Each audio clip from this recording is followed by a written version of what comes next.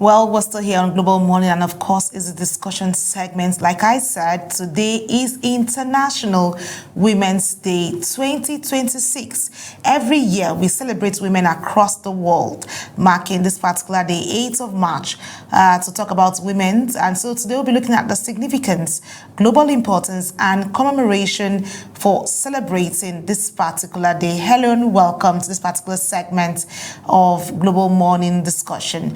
Well, today the world marks International Women's Day 2026, a global celebration of achievements, resilience, and contributions of women across different sectors of society, from politics and media to education, business, technology.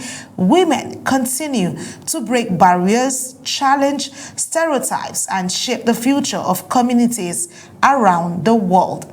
Yet, while progress has been made, many women still face challenges ranging from inequality and limited opportunities to discrimination and violence. So these concerns are always raised every year, but this year's commemoration provides another opportunity for reflection, advocacy, and renewed commitments to empowering women and girls everywhere around the world. Joining me to discuss the significance, global importance, and the way forward for women empowerment, particularly for the new generation, is an outstanding international journalist from the Gambia. My sister, I always refer to her that way, Julde Njen. Hi, Julde. It's good to have you join me on the program, Julde, all the way from Gambia. How are you doing, Julde? Good morning, Aniti, and happy International Women's Day to you and to the entire viewers. And happy International Day to every journalist out there who is doing so well to ensure that, the news is out, people are informed, and, they're fighting inequalities across the globe. Happy International Women's Day to you. Thank you so much, my darling. Happy International Women's Day. It's good to see your beautiful face again on this wonderful day to celebrate ourselves as women and every other woman out there. Today is special to us. And of course, what a time to talk about what impact and what we've been doing so far. Let's understand the focus for us on International Women's Day, basically. Judah, let's begin from the basics. Many people celebrate International Women's Day every year, but not everyone fully understands its origins. Right. With the theme of this year's celebration, Give to Gain, giving our support to help advance gender equality, like you mentioned, reinforcing a sense of connection and purpose. This creates an important ripple effect for spreading impacts. Can you briefly explain what International Women's Day represents and why it remains globally significant today? Thank you very much once again, Anyeti. International Women's Day, as you know, is commemorated on the 8th of March every year. And this is a day set aside to actually examine the achievements of women and also to advocate for gender equality for women and girls, worldwide. So this is a day also that, is set aside to by the United Nations to look at the actions that all the countries around the world have been taking in advancement of the achievements that have been done as far as the empowerment of women and girls is concerned in the world. But also, this is a day that we critically look at issues and then examine where how far countries have gone as far as the empowerment of women and girls is concerned around the world. Again, also this is a moment where countries look at themselves internal policies and examine it to see whether it has really suit they're really doing well as far as legal protection of rights of women is concerned, whether also creation of job opportunities, equal opportunities is concerned, whether also discriminatory laws that are there to hinder the progress of women is concerned. So this is a perfect opportunity for states, countries to look at their policies, their programs, and also the initiatives that they have rolled out in commemoration of the day, but also have got how far they have gone. I think this is a perfect moment to actually celebrate. And a lot of people are actually saying that International Women's Day should not only be celebrated just one day because women contribute a lot.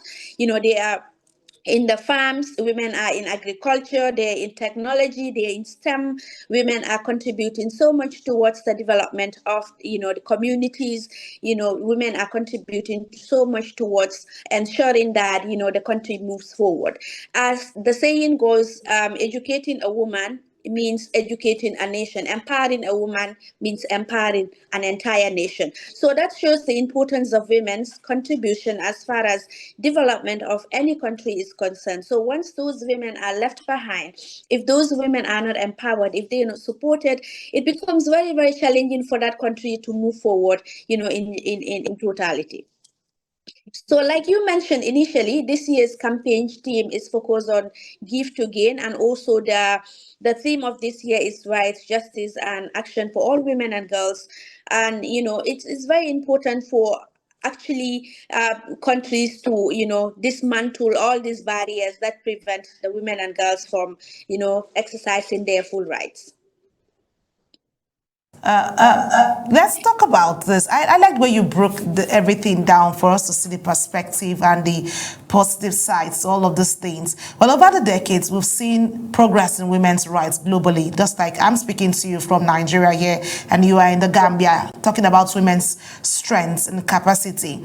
From your perspective as an international journalist covering social issues, how far has the global community come in advancing gender equity? Because of course when we go we get stereotypes, we get issues. How has it been for you, Julde? There has been a steady progress that has been done as far as gender equality is concerned, and also the empowerment of women and girls globally. But also, the pace at which this is going is very slow, as evident by the United Nations data which they've published.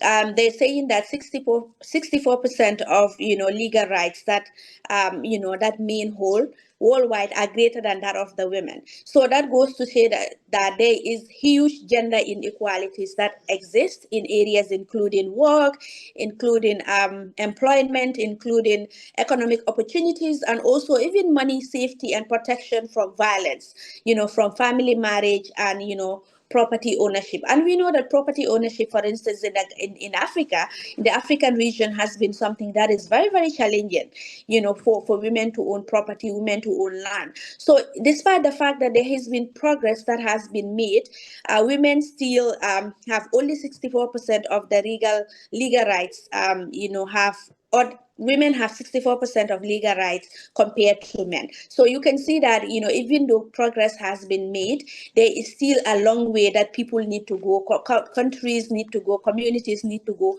in ensuring that they give full legal protections to women and girls around the globe. And also it's very important to also look at the challenges that are, hindering the women and girls across the African region or around the world.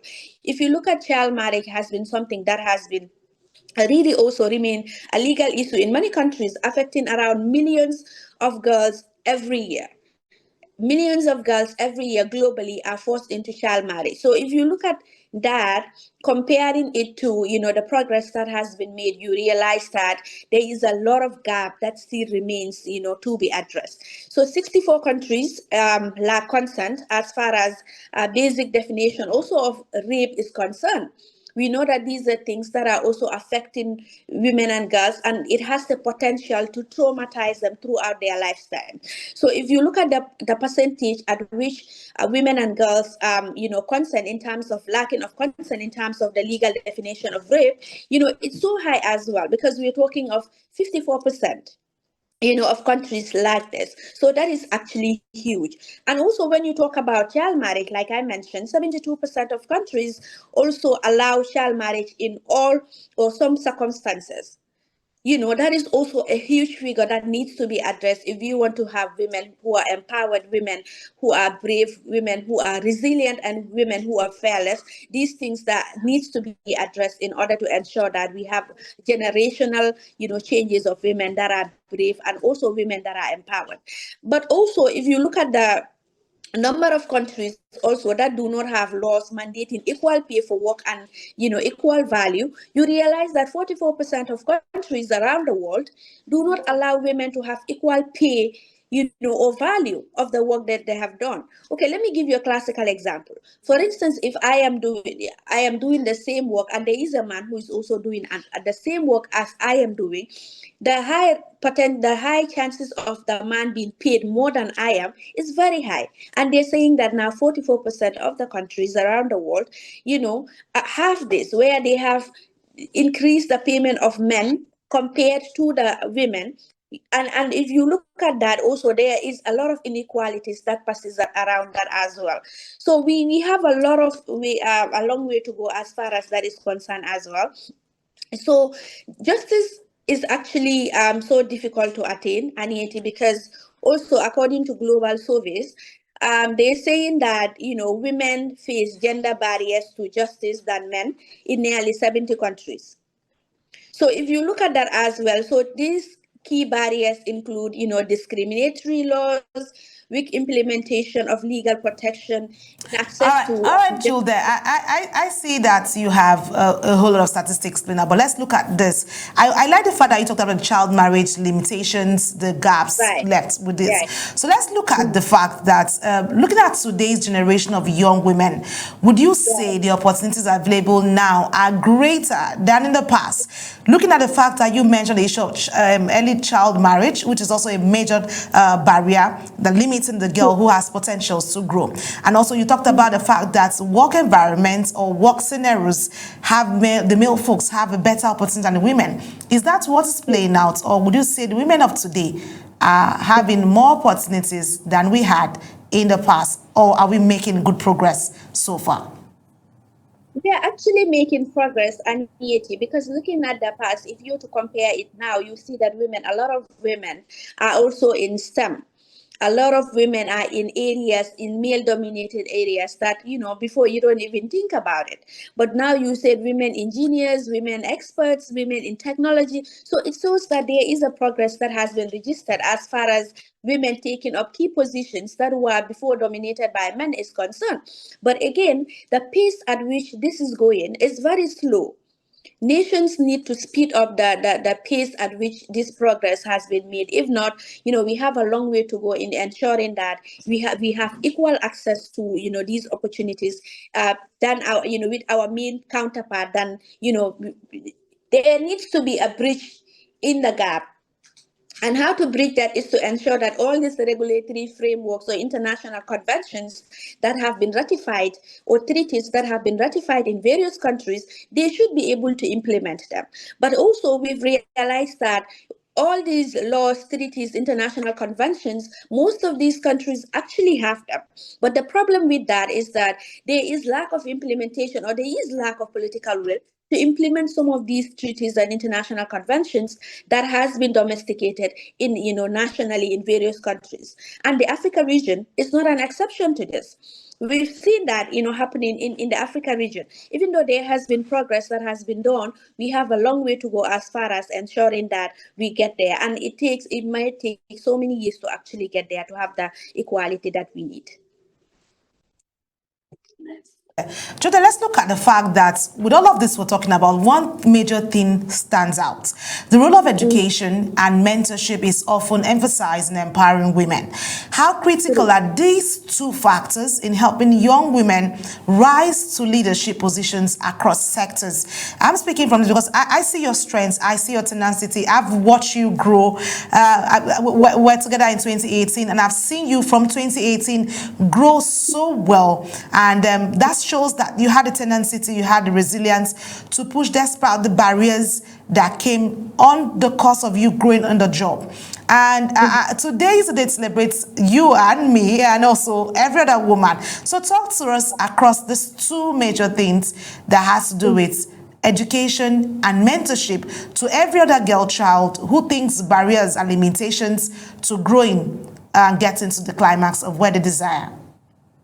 Education is actually very, very important towards enabling us to actually achieve all the things that we listed here. Because when a woman is educated, when a girl is educated, that woman or girl is empowered. Like you mentioned, Julde in 2018 and Julde in 2026 is quite different. The reason being is because, I've learned, I've grown, I went to university and I am educated, I interact with policymakers, I am empowered. So education is something very, very important in order to bridge the gap, in order to ensure that we have equal opportunities like our men counterpart. Education is at the center of, should be at the center of what we do. It should not be something that is, behind. Also, you mentioned something very, very important, mentorship, which I think is very important, especially in the field that we are in, field of journalism.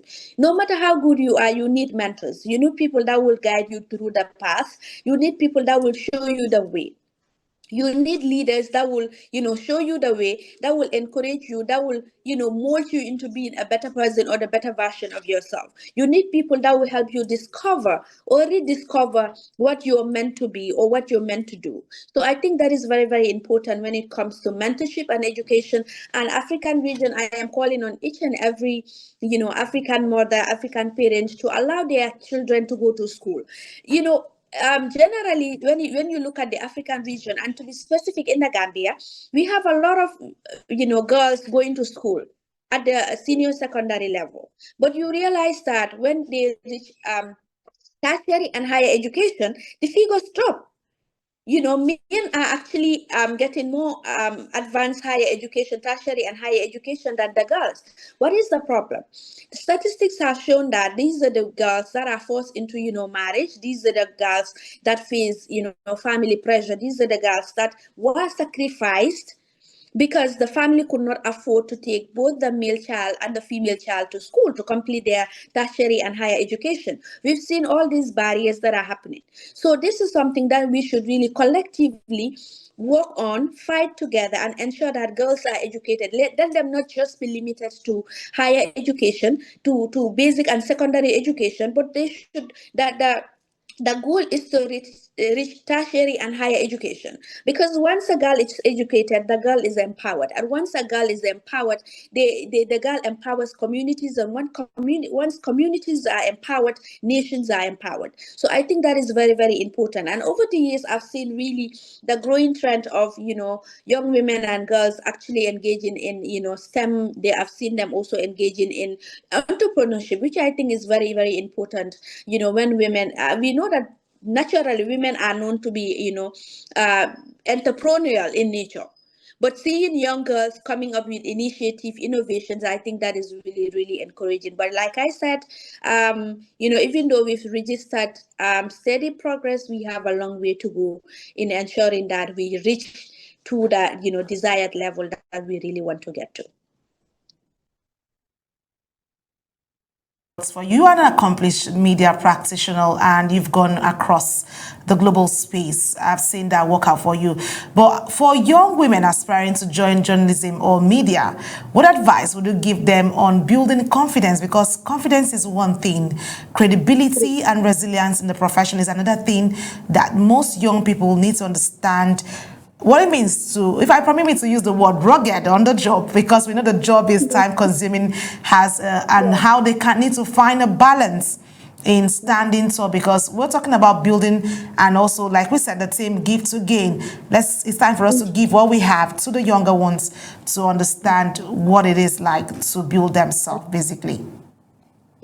So basically, the advice that I would have for young girls that are coming up in the media fraternity is that they should always have the zeal to learn.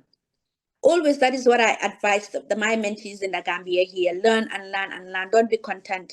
Don't say that, okay, I have the fame, because oftentimes also is the fame that is really stopping a lot of these girls from learning, from stopping from a lot of these girls from aiming higher. Once you're there, once you're in the broadcast media and everyone is talking about you and how good you are, you think that you are good enough. I keep telling these girls that it's never enough to learn. Education cannot be enough. Learn as much as possible. And now that the tools are readily available for them, go online. You don't need someone also to sit you down and tell you that this is A and this is B. You can go online, find all the tools that are necessary, and whatever you don't understand or you find challenging, you can always revert back to your seniors and ask them what this is all about. Because journalism is all about continuous education. Because journalism is one feel, where you get to learn, a little bit about everything. Like you are an expert in everything because you get to learn something about everything. So that is why I always tell people that don't limit yourselves. To the girls out there who wants to be professional journalists, don't limit yourself.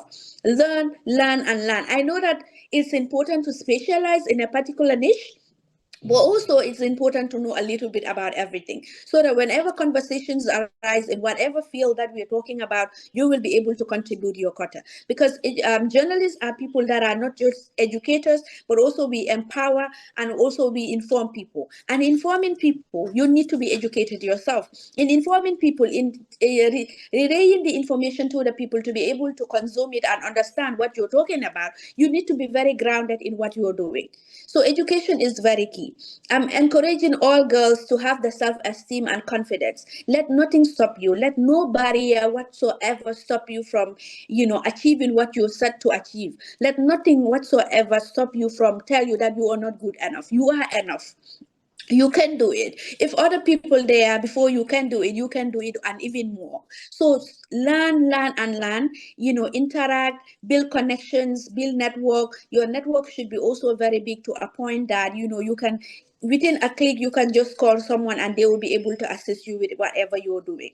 A journalist without a powerful network and connection, it's like any other, citizen journalist. So learn and learn. Build your Let's look confidence. You at it. can Like do I it. said, we're looking at the focus for the year. That's why you see the symbol that says you give to gain. Again. Basically, that's the symbol that goes for this year's Yes. celebration commemorating the International Women's Day. When we give, we gain. Basically, from what you've said, you're mentoring and you're giving back to the girls. Together, let's look at the focus on this. Together, we're forging gender equality through abundance giving of the wealth of knowledge, or I'm looking for a better word to quantify it. What we have to impact. The International Women's Day 2020 Give to Gain campaign encourages a mindset of generosity and collaboration. Give to Gain emphasizes the power of reciprocity and also the support. When people, organizations, and communities give generously, opportunities and support for women increases. Basically, giving is not just subtraction, it is intentional multiplication. When women thrive, we all rise, because it's a supportive and collective measure of doing this thing. Whether through donations, just like you mentioned, through knowledge, through resources, through infrastructure, visibility, advocacy, education, just like you hammered on it, training, mentoring, or time. Contributing to women's advancements helps create a more supportive and interconnected world. But let me throw this to you, Gilda. What will you give to gain gender equality in your own space as one who has the more to give out? First of all, I will give my time, which I've been doing, because first of all, I will give my time, I will give my resources, and I will ensure that I mentor, continuously mentoring these young girls, which I am doing, because there is a program that I'm hosting called the Youth Dialogue. The Youth Dialogue gives young people the opportunity to actually explore. It gives the young people to have the avenue to network, but not just that. It gives the young people the opportunity to actually interact and then fight these barriers that have been, in our legal systems. So I'll continue doing that. I pledge to continue supporting young girls. I pledge to ensure that I give them my time, I give them my resources, I give them what it takes to get to wherever that they want to be. Because I feel like that in order for any one of us needs a mentor. I always say that. My mentor, if it were not for my mentor, I would not be where I am today. My mentor is someone who really mentors me not to limit myself. As a result, was because I started off with a newspaper, and then the guy just looks at me and said, like, you're going to school and you've learned radio, you learn television, why not you also elevate yourself, move from newspaper now that you're here for so long, and go to television. That is how I transitioned from, newspaper to television. So that goes to show that the importance of mentorship. So to the senior journalists out there, please help these young girls, help these upcoming journalists, mold them, encourage them, make them realize that they're worth, make them understand the value of the field, make them understand that they are not for luxury or whatsoever, but to give back. Journalism it itself, every day as we wake up in the morning, all you think of is how are you going to give back to the society? What story are you going to write that is going to transform the lives of people? That article that you are having, is it going has the, does it have the potential to transform the lives of people? Does it have the potential to inform? Does it have the potential to educate? These are the questions that you should be able to take as a journalist. Every morning you wake up, you should be able to give back to the society. I know we are givers because what we do, we are one field that gives so much, for the fact that we are able to give our time, our resources, our energy, and everything. Journalism is one field that I keep telling my mentees that we don't have time. It's not like a regular 9 to 5 job. You come in the morning and then you stay up till late just to finish the task. So that requires energy, that requires resilience, that requires passion. So I'm calling on the mentors, I'm calling on the senior journalists. Please help these journalists, help them understand, help them fight all these discriminatory laws that are available. Let us advocate for peace. Let us advocate for equal rights. Let us advocate for justice for for girls, women and girls. Let us not limit ourselves. Let us not be too afraid. Let us not be corrupt, because once the only golden thing that we have as journalists is our credibility. And once that is lost, once that is gone, that is like the end of you in the field. So yeah, every day I'll continue, and I pledge to continue supporting women and girls. I pledge to continue the advocacy, and I also pledge to ensure that I influence policymakers, in the stories that I'm writing. Amazing. Let's turn our focus. I like the fact that you are so passionate. That's one thing I love about your person, passionate and resilient to success stories and all that. But let's turn our focus and look at the men's role in the gender equality, because the men also have to find a way of supporting us. How important is the participation of men in advancing the conversation around women empowerment? Because if we have all the knowledge and we don't have the support system, obviously we're going nowhere. So what's your basic thoughts about that? I feel like men are not our enemies, and they are partners in development. I always say it like women can't go without men, and likewise, men also cannot go without women, because wherever you see a child, it is between a man and a woman. Wherever you see the progress of a child is between a man and a woman. So we are not enemies, we are partners in development.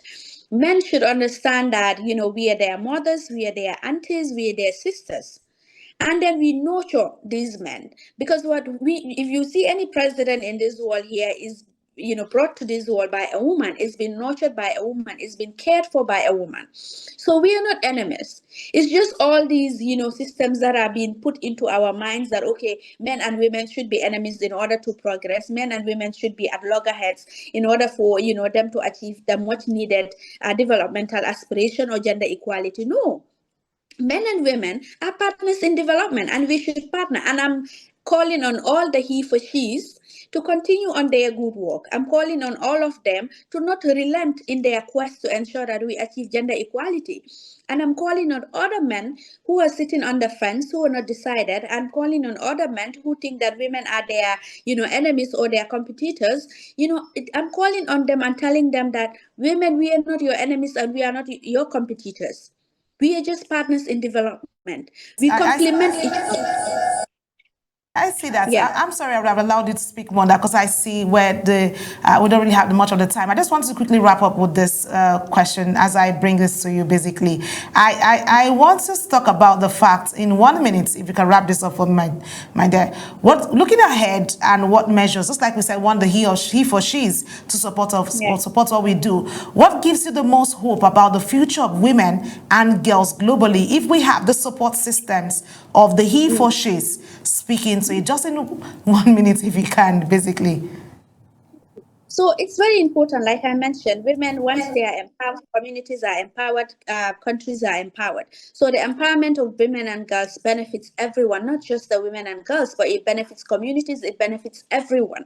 So empowering them requires concerted effort from all stakeholders to come together.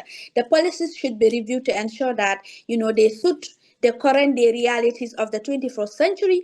And people should also ensure that we see each other as partners in development. Let us uplift each other, let us empower each other, let us support each other, which is for the benefit of all of us, as a whole, as a people, than just looking at all these criticizing feminists, criticizing advocates of gender equality and all of that. I believe that we are all equal in the eyes of the Lord, and all of us should really, no one is created inferior or less than another person. So all of us are equal. All of us should ensure that we achieve what we are set out to achieve. All of us should not be limited by barriers that are set out by a number of few. The future of the women and girls around the globe should not be determined by a few. They should allow women to also thrive too, because when women thrive, I'm telling you, when they have opportunities, even scientifically it is proven that when women lead, they have that ability to multitask. But not just that, the work flows naturally, because as human beings, we are generally designed to multitask. We have the ability to multitask. So when women are given the opportunity, communities thrive, countries thrive, everyone enjoys. So I'm calling on each and everyone, policymakers, government, civil society actors, the media, each and every one of us. This is a collective thing. This should not be something that is a war against any other person. It is not a war. It's just calling for the rights that we deserve, the rights that we have, and just taking what we really own. It's not something that we are really begging for. It's something that we own, it's something that we deserve, and it's something that we all should enjoy as human beings. I like that. Actually broken this down. It's been an amazing discussion with you, Jill. There, I am so excited. I'm seeing you today, and what a way to celebrate you on the program and every other woman watching us today. I'm sure they've picked a bit of your experience, the need to speak on the necessity of giving to gain empowering the gift. Thank you so much for sharing your insight with us, for the highlighting the importance of empowering women and the girls across the world. Well, as the world commemorates International Women's Day 2026, it serves, of course, as a reminder that achieving gender equality requires collective commitment, just like Jewel there states there boldly, sustained advocacy and deliberate action from governments, institutions, and individuals alike. She's doing her own role where she's mentoring people in our space of the media, but she's also calling, just like we have across different fields, from the medical, from the banking, from engineering. We have women in men-dominated areas or sectors who need the support to stand tall. Because remember, empowering women is not only about fairness, it is also about building stronger societies, inclusive economies, and a better future for everyone. And of course, Women's Day is today and it's celebrated across the world. And I want to say to you, Jill, there, have an amazing celebration there in the Gambia. I see the amazing work you're doing for today to mark this day. Please have the fun as much as you can. Keep telling the girls that they can do better, they can stand tall, and my love to them, and we wish them a wonderful celebration, just like what you've planned to be the biggest celebration for them in the Gambia there with you. Thank you so much, Jill there, and then for all the way from the Gambia, my amazing sister, like I always call her. Thank you so much for sparing out time to be with me on the program to speak on this issue. Have a lovely day, Jill there. I'll speak to you soon.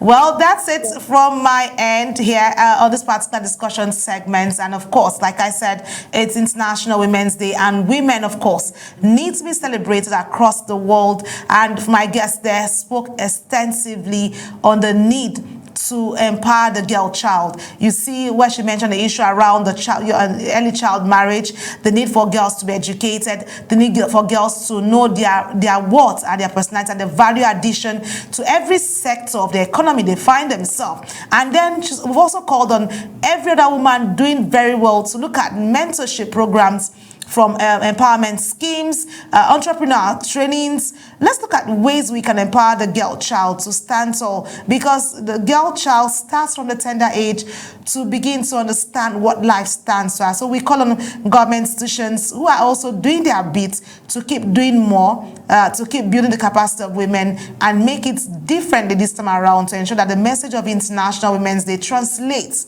into measurable impacts for women, not just here with me in Nigeria. That's why I had to spread the tentacle to go to the Gambia to see what's happening with the Gambia there. And you've heard from her, societal barriers that limits women. Let's see how we can do that. The he for she's, we appreciate the love, we appreciate all the effort you put out. We call on more people to put out more effort to see that women are given the right. And with this, I say happy International Women's Day to all the women around the world. Thank you for being you. Thank you for staying beautiful. Thank you for maxing up your emotions and just standing out to support every other person that needs the support that a woman needs to give. Well, it's the Global Morning. And up next is our next discussion segment. Please stay with us as we bring you more updates on the program. Don't go anywhere.